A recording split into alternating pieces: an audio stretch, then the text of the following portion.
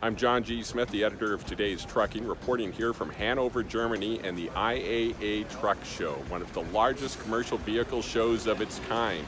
Now, through the course of this show, we're seeing distinct themes emerge. The first is an interest in electromobility, particularly in Europe. Second is connectivity in terms of how information and data can be used to strengthen commercial vehicles. And finally, there is that interest in semi-autonomous vehicles, what we can automate when we're on the road.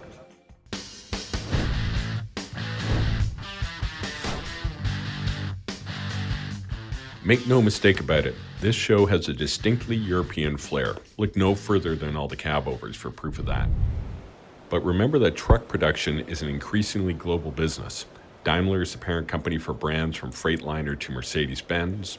Volvo has a presence on both sides of the Atlantic. Volkswagen Truck and Bus, recently rebranded as Traton, has a stake in Navistar. And PACCAR's brands range from Kenworth and Peterbilt to DAF. Many of the new technologies displayed at IAA eventually find their way to North America. Now, one of the highlights of this year's show was the launch of the latest model of the Mercedes-Benz Actros. It includes no fewer than 60 new features, 4 of which made world premieres. But in a launch event branded as Transforming Transportation, it was the safety systems that focus on visibility, pedestrian detection, and automated braking that took center stage. Pedestrians or cyclists that are too close to the right side of a vehicle are better protected through something called Sideguard Assist with pedestrian detection. That offers truck drivers a combination of visual and acoustic warnings, something that will be particularly handy when making right turns in urban areas.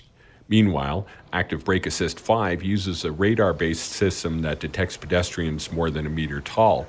After the system warns the driver about the person ahead of the truck, it will fully apply the brakes automatically. Earlier generations of such systems have only been able to detect objects like vehicles or offered just partial braking.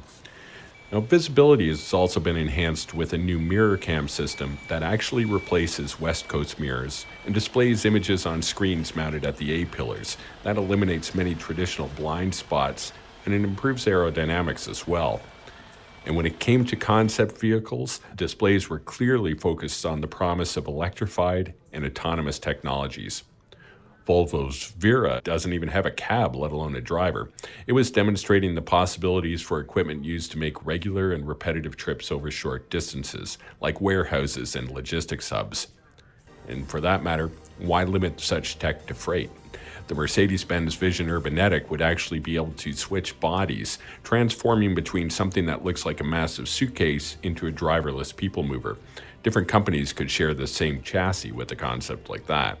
And Ford, fresh off its Truck of the Year win for the Class 8 F-Max, was also displaying its electric F-Vision concept truck. It offered a look at the potential of Level 4 autonomous driving. There's nothing like these on North American roads today, of course, but it makes you think about what's coming.